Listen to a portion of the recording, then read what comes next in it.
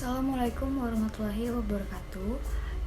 Kami dari kelompok 12 di sini akan menjelaskan tentang materi dari bab 8, yaitu ethical, social, and political issues in e-commerce.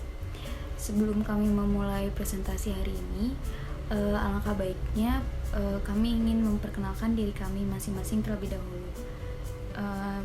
Perkenalkan, saya Pungki Kartika dengan NIM 17076190118. Nama saya Agung Satria Putra dengan NIM 170761979. Assalamualaikum warahmatullahi wabarakatuh.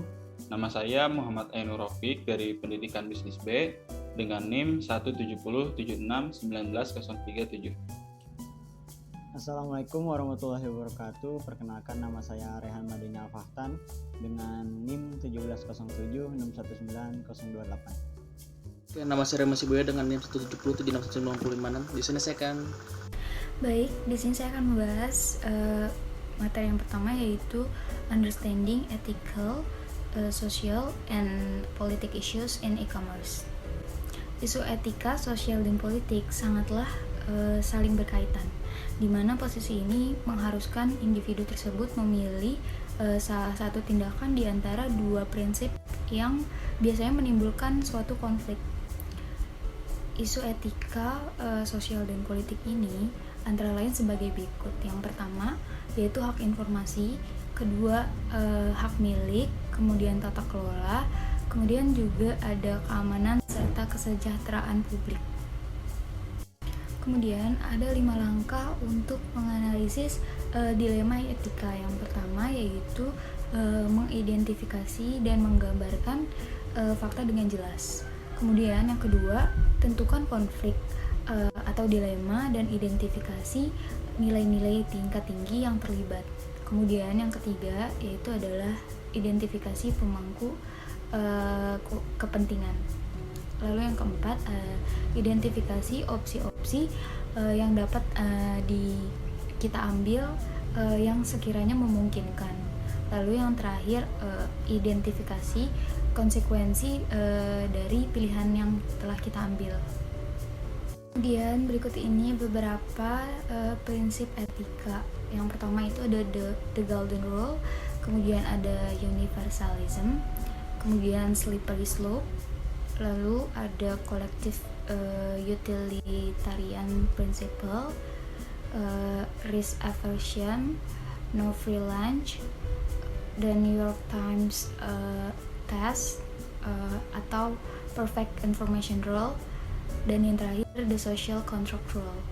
Di sini saya akan menjelaskan hasil diskusi kelompok kami, dan saya akan lebih menjelaskan di bagian hak privasi dan informasi. Di sini poin-poin yang akan saya jelaskan itu pertama adalah apa itu privasi, hak privasi warga negara, hak privasi konsumen, informasi apa saja yang dikumpulkan oleh para perusahaan e-commerce, jejaring sosial, privasi dan pengungkapan diri.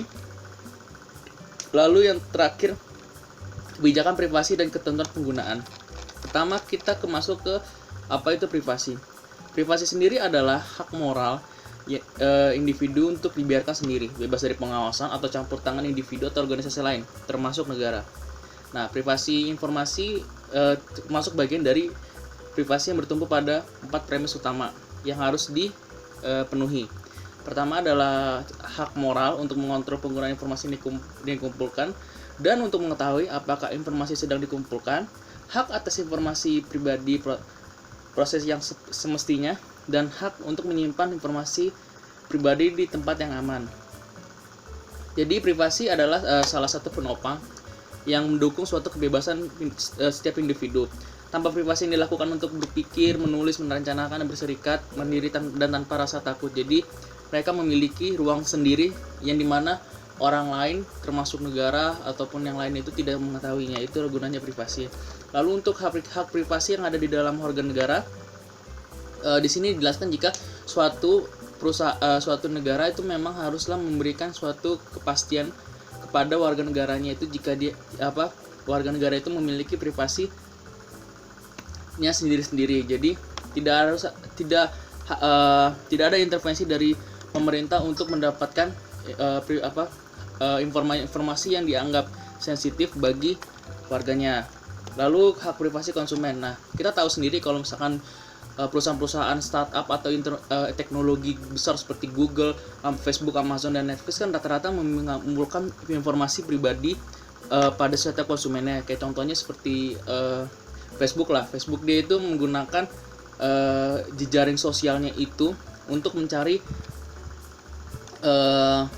kehidupan sosial apa saja yang disukai. Kayak contoh kayak misalkan mereka suka touring, kayak misalkan ada orang yang suka touring, jadi nanti ntar dia akan ada beberapa barang-barang yang berkaitan dengan touring, kayak misalkan contoh dia akan jual helm atau motor atau apa hal yang seperti itu. Lalu kalau misalkan Google, kita kayak mencari kata pencarian, kayak misalkan kita mencari barang-barang kayak skincare atau apa. Nah, nanti ntar akan ada di suatu ketika akan ada barang yang akan mirip-mirip dengan apa yang kita cari yang sebelumnya, seperti itu. Jadi rata-rata perusahaan teknologi ini mengumpulkan informasi-informasi apa saja yang sekiranya berguna untuk mentargetkan apa saja yang diperlukan oleh konsumen. Jadi produsen jadi tahu nih, misalkan dari perusahaan helm, jadi dia lebih tahu untuk memasarkan produknya itu dia menggunakan jasa dari perusahaan kayak Facebook dan Google gitu, seperti itu. Lalu informasi apa saja yang dikumpulkan oleh perusahaan e-commerce? Nah, rata-rata itu dia ada kayak informasi pribadi, kayak misalkan contohnya kayak gender, usia, lalu interest politik, lalu apalagi berat badan, tinggi, itu kadang juga itu mungkin juga ada tanggal lahir, atau mungkin ada juga dia lebih ke menyukai hal-hal apa, hobi apa, seperti itu. Itu bisa menjadi informasi yang berguna bagi perusahaan. Lalu ada informasi demografis, kayak misalkan di daerah tertentu, misalkan di Jakarta banyak yang suka hal-hal kayak misalkan kayak motor. Nah, nanti di situ perusahaan Google akan mencarikan vendor dari yang buat yang perusahaan motor itu ke konsumen yang ada di Jakarta, seperti itu.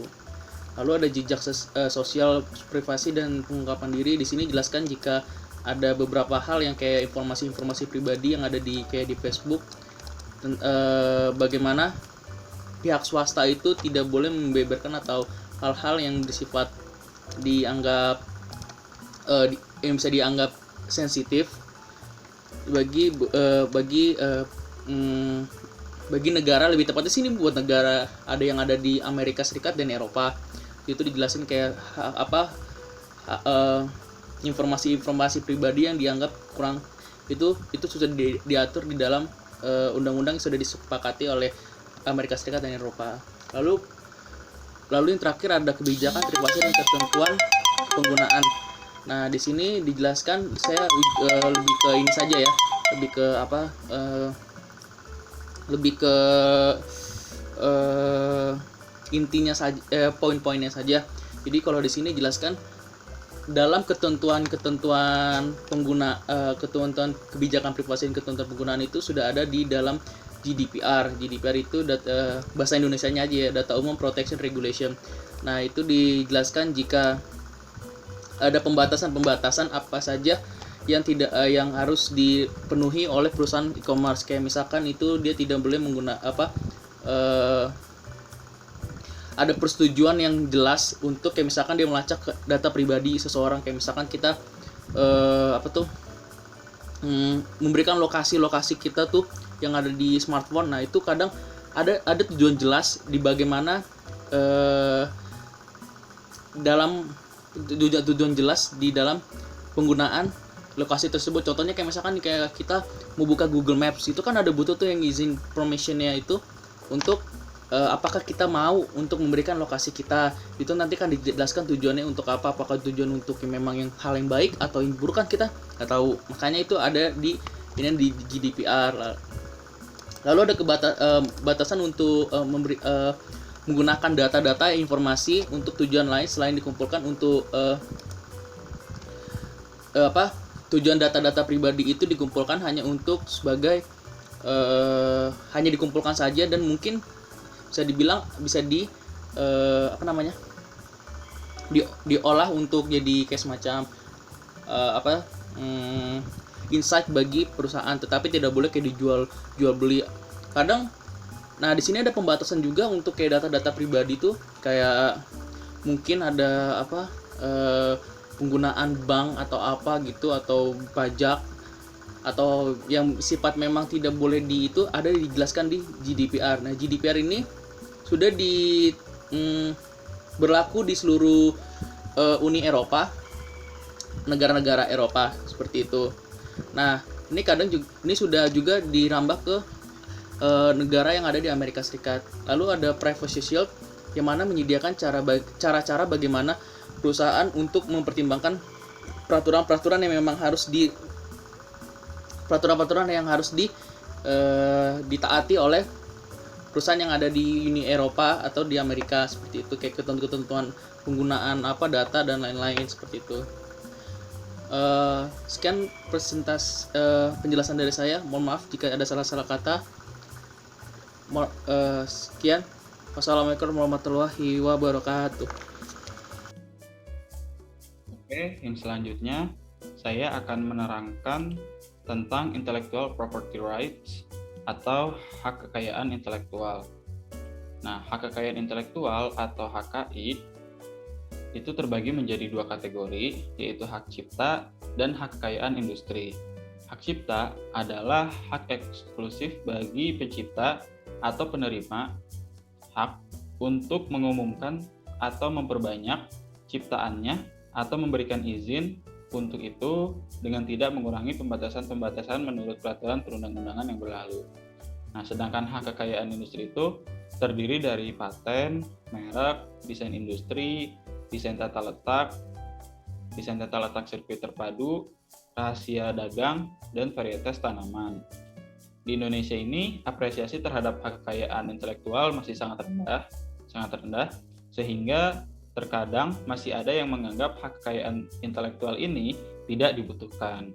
Padahal, kenyataannya hak kekayaan intelektual ini berguna untuk melindungi pengusaha dari kemungkinan penggunaan hak miliknya tanpa izin. Nah, oleh karena itu, penting bagi eksportir untuk mempersiapkan produknya terkait dengan hak kekayaan intelektual sebelum melakukan ekspor, agar produknya tersebut memiliki perlindungan hukum. Selanjutnya, tipe-tipe perlindungan kekayaan intelektual. Ada 4 jenis utama perlindungan kekayaan intelektual, yaitu ada hak cipta, paten, hukum merek dagang, dan hukum rahasia dagang. Nah, di Amerika Serikat, perkembangan hukum kekayaan intelektual dimulai dengan Konstitusi Amerika Serikat yang mengamanatkan Kongres untuk merancang sistem undang-undang untuk mempromosikan kemajuan ilmu pengetahuan dan seni yang bermanfaat. Kongres mengesahkan Undang-Undang Hak Cipta pertama pada 1970 untuk melindungi karya tulis asli untuk jangka waktu 14 tahun, dengan perpanjangan 14 tahun jika penulis masih hidup. Nah, sejak itu, gagasan hak cipta telah diperluas untuk mencakup musik, film, terjemahan, foto, dan yang terbaru itu adalah desain kapal di bawah 200 kaki. Itu menurut Fisher tahun 99.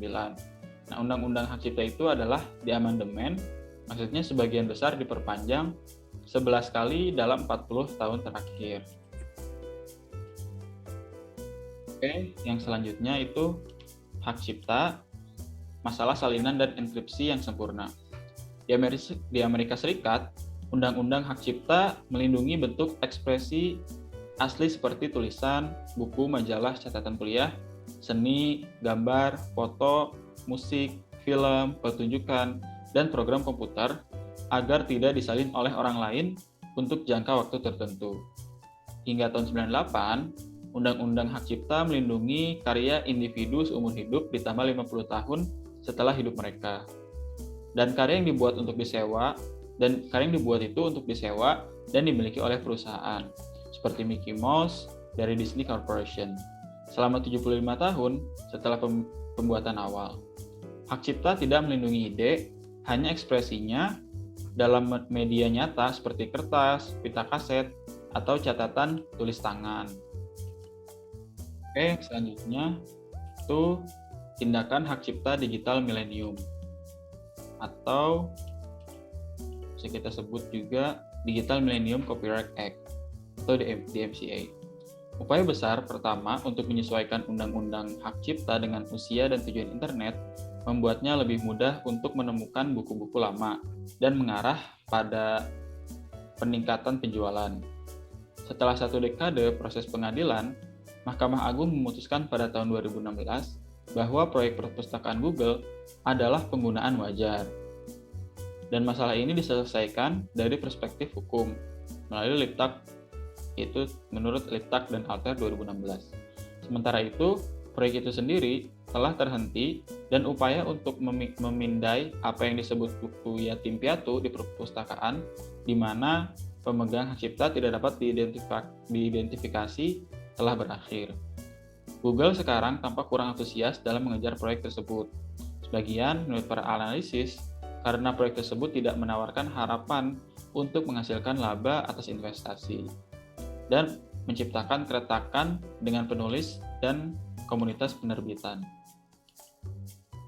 Selanjutnya ada paten, metode dan proses bisnis. Paten memberi pemiliknya monopoli eksklusif selama 20 tahun atas ide-ide di balik sebuah penemuan.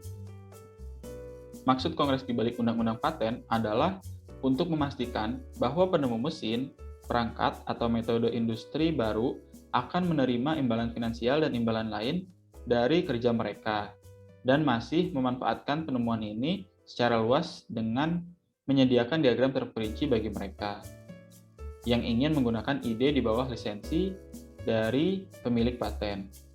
Nah, paten diperoleh dari kantor paten dan merek dagang Amerika Serikat atau USPTO yang didirikan pada tahun 1812. Memperoleh paten jauh lebih sulit dan memakan waktu daripada memperoleh perlindungan hak cipta yang otomatis dengan penciptaan karya.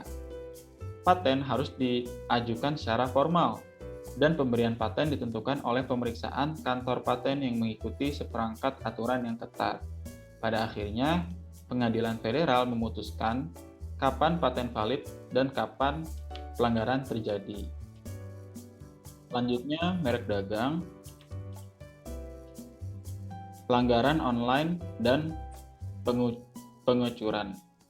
Merek dagang adalah setiap kata, nama, simbol atau perangkat atau kombinasi apapun darinya yang digunakan dalam perdagangan untuk mengidentifikasi dan membedakan barang dari yang diproduksi atau dijual oleh orang lain dan untuk menunjukkan sumbernya dari barang-barang tersebut. Menurut Undang-Undang Merek Dagang 1946.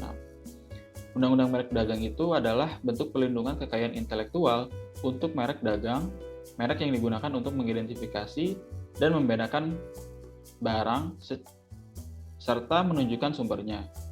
Perlindungan merek dagang ada di tingkat federal dan negara bagian di Amerika Serikat. Tujuan hukum merek itu ada dua. Pertama, Undang-Undang Merek Dagang melindungi publik di pasar dengan memastikan bahwa ia mendapatkan apa yang dibayar dan ingin diterimanya. Kedua, Undang-Undang Merek Dagang melindungi pemilik yang telah menghabiskan waktu, uang, dan energi untuk membawa produk ke pasar dari pembajakan dan penyelewengan. Merek dagang telah diperluas dari satu kata menjadi gambar, bentuk, kemasan, dan warna. Beberapa hal mungkin tidak bermerek dagang seperti kata-kata umum yang hanya deskriptif seperti jam. Contohnya itu. Merek dagang federal diperoleh pertama dengan digunakan dalam perdagangan antar negara bagian. Dan kedua, dengan pendaftaran di kantor paten dan merek dagang AS atau USPTO atau merek dagang AS USPTO. Merek dagang federal diberikan untuk jangka waktu 10 tahun dan dapat diperpanjang tanpa batas. Oke, yang selanjutnya itu bertukar rahasia. Nah, sebagian besar nilai yang diciptakan oleh perusahaan tidak terletak pada hak cipta, paten, atau bahkan merek dagang.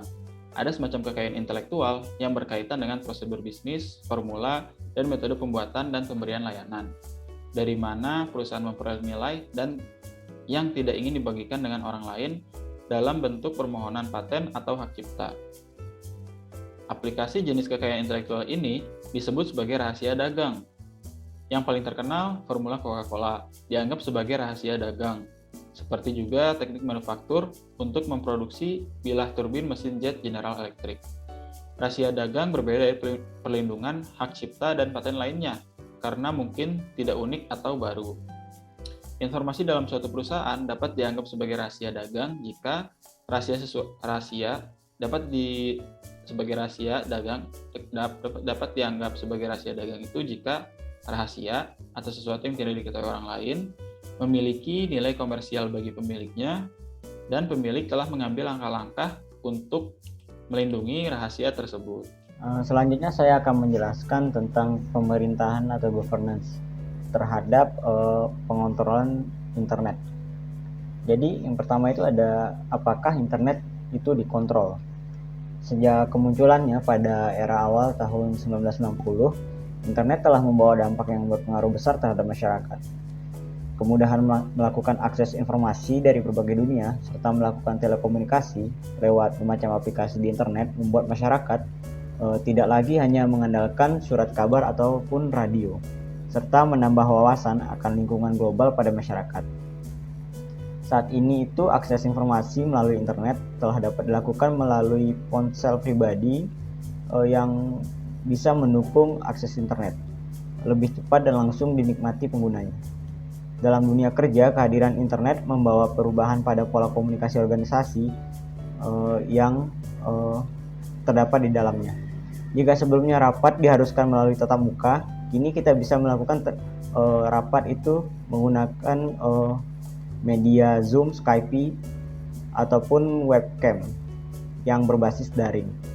Dan pengiriman informasi perusahaan juga sudah mulai banyak yang menggunakan email daripada surat.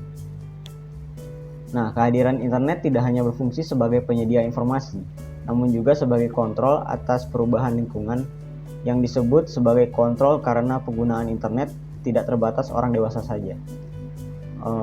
Bisa juga remaja, anak-anak yang dapat mengakses ke internet.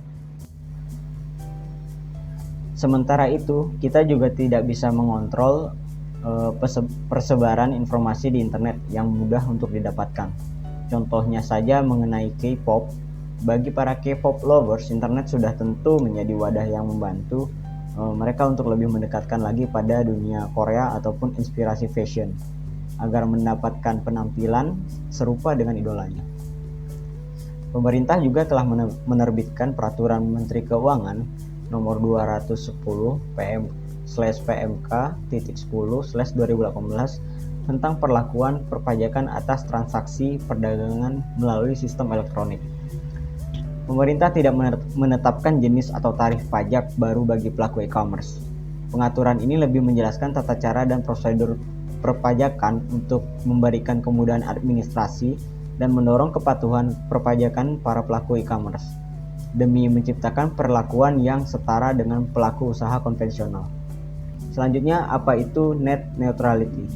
Net neutrality atau netralitas internet adalah prinsip yang menentukan bahwa penyedia layanan internet ISP harus memberikan hak yang setara pada semua konsumen terkait konten yang legal terlepas dari sumbernya. Dengan kata lain, jika jaringan yang menjadi fondasi internet adalah sebuah jalan raya, maka dengan netralitas internet tidak akan ada jalur cepat untuk mobil dan jalur lambat untuk kereta kuda. Pengguna kendaraan bermotor tidak bisa membayar untuk menggunakan rute yang lebih cepat. Semua data, terlepas dari ukurannya, berada di posisi yang setara. Dalam praktiknya, ini berarti ISP di Amerika Serikat yang tersebar termasuk Comcast, Charter, dan AT&T tidak bisa memblok konten tertentu, mempercepat atau memperlambat data dari situs tertentu hanya karena mereka dibayar untuk melakukannya.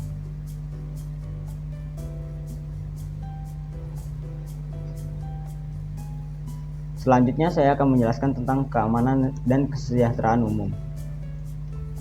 Aturan mengenai perlindungan data pribadi pada sistem elektronik sebelumnya sudah tertuang pada Undang-Undang Informasi dan Transaksi Elektronik Permenkominfo nomor 20 tahun 2016 tentang perlindungan data pribadi dalam sistem elektronik dan PP nomor 82 tahun 2012 tentang penyelenggaraan sistem dan transaksi elektronik. Saat ini Kominfo sedang menyempurnakan dengan menyusun RUU PDP.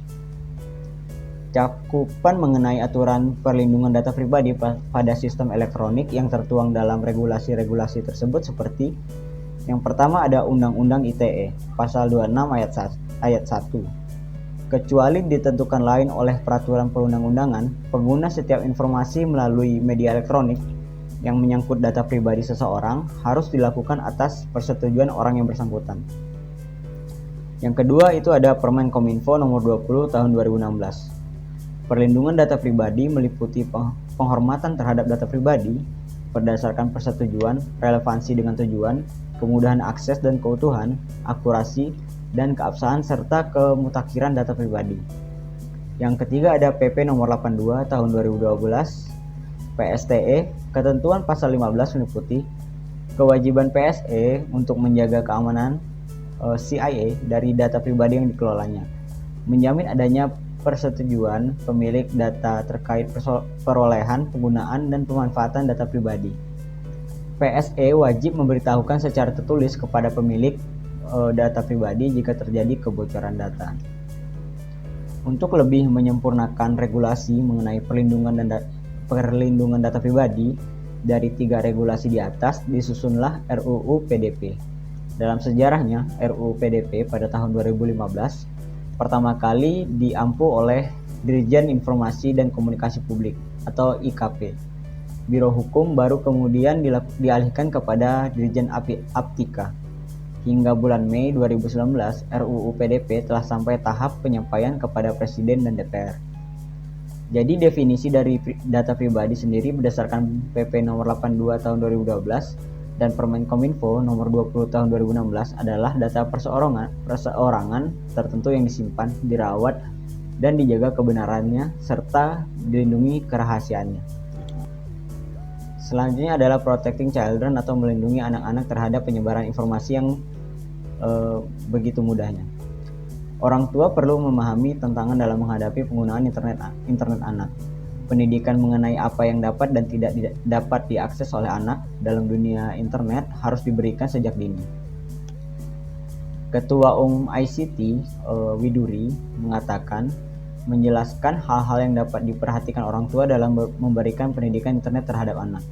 Setidaknya ada 6 tantangan yang dihadapi orang tua dalam era digital, yaitu kemudahan akses internet, akses wifi gratis, kuota internet berharga murah membuat akses lebih mudah. Yang kedua ada bebas terkoneksi tanpa aturan. Tidak adanya aturan terkait penggunaan internet membuat anak terlalu bebas menggunakannya. Yang ketiga, anak lebih pintar dari orang tuanya. Digital native membuat anak lebih mudah menguasai teknologi digital dibanding orang tua, tapi bukan berarti anak-anak lebih paham. Yang keempat ada dunia user generated content. Informasi di internet bisa datang dari siapa saja. Perlu daya pikir kritis ketika memposting atau memilah informasi di internet. Yang kelima ada anak ingin bebas. Pengaruh informasi yang diterima dari internet membuat anak ingin kebebasan yang lebih besar. Dan yang keenam itu ada belum paham resiko. Selain dampak positif, tentu ada dampak negatif yang didapatkan dari internet yang tidak diketahui oleh anak-anak. Ada 5 langkah kunci melindungi anak terhadap dampak negatif internet. Yang satu, mengintegrasikan hak anak pada kebijakan korporasi dan proses manajemen secara memadai. Yang kedua, itu mewujudkan lingkungan online yang aman dan sesuai peruntukannya berdasarkan perkembangan usianya. Yang ketiga, itu membangun proses standar untuk menangani konten yang mengandung pelecehan seksual anak. Dan keempat, mendidik anak, orang tua, dan guru tentang keamanan anak dan tanggung jawab penggunaan TIK. Yang kelima, mempromosikan teknologi digital sebagai sarana untuk partisipasi publik dalam perlindungan anak. Karir di dalam e-commerce. Perusahaan menggunakan platform iklan online secara global yang menghubungkan situs yang memiliki inventaris, yaitu yang memiliki penayang web yang memiliki ruang di situs web mereka tempat iklan dapat ditampilkan. Data perilaku konsumen dikumpulkan oleh situs online dan tersedia untuk pembeli, dan dapat menambahkan informasi konsumen mereka sendiri. Sebuah platform memungkinkan pembeli untuk memilih segmen pasar tertentu, misalnya orang tua milenial yang tertarik untuk membeli rumah. Selanjutnya ini ada tugas Asosiasi Penelitian Privasi E-commerce. Anda akan bekerja di Departemen Kepatuhan untuk memastikan privasi dan perlindungan data untuk dapat membuat sebuah inovasi bisnis. Posisi itu melibatkan penelitian tentang privasi, peraturan, dan kebijakan domestik dan internasional, dan praktik terbaik industri. Tanggung jawab itu meliputi yang pertama ada memantau, mencerna, dan mengembangkan ringkasan tertulis dari usulan dan undang-undang, peraturan, keputusan pengadilan, pedoman industri, jurnal perdagangan, dan publikasi relevan lainnya dalam privasi, keamanan siber, keamanan informasi, dan teknologi. Yang kedua, meneliti undang-undang, peraturan federal, negara, dan hukum internasional terkait dengan keamanan data, keamanan informasi, dan privasi, termasuk undang-undang yang terkait dengan data yang disusupi dan insiden pelanggaran keamanan. Yang ketiga, meneliti perlindungan data global dan kepatuhan privasi di pasar periklanan online yang memanfaatkan pengetahuan dan pengalaman pemerintah atau industri tertentu, persyaratan dan praktik terbaik. Yang keempat, menganalisis produk dan solusi yang ada dan berkembang untuk memastikan mereka mematuhi undang-undang privasi dan perlindungan data yang berlaku serta praktik terbaik industri. Yang kelima, meninjau kontrak dengan vendor dan perusahaan pelanggan untuk memastikan kepatuhan terhadap privasi, peraturan, dan praktik terbaik industri. Selanjutnya ini ada keahlian karyawan yang dibutuhkan dalam Asosiasi Penelitian Privasi E-commerce. Yang pertama itu, karyawan harus memahami dasar-dasar tentang privasi dan kaitannya dengan iklan digital. Yang kedua, karyawan harus terampil dalam komunikasi tertulis serta lisan. Yang ketiga, karyawan mempunyai skill penelitian yang kuat. Yang keempat, karyawan harus terampil dalam menggunakan aplikasi Microsoft Office seperti Word, Excel, dan PowerPoint. Yang kelima, karyawan harus mempunyai keterampilan organisasi termasuk dapat mengatur waktu dan deadline. Dan yang terakhir, karyawan dituntut untuk memiliki keterampilan analitis dan dapat menyelesaikan permasalahan. Nah, sekian presentasi dari kelompok kami. Buat teman-teman yang sudah menyimak, terima kasih. Semoga bermanfaat. Kurang lebihnya mohon maaf. Wassalamualaikum warahmatullahi wabarakatuh.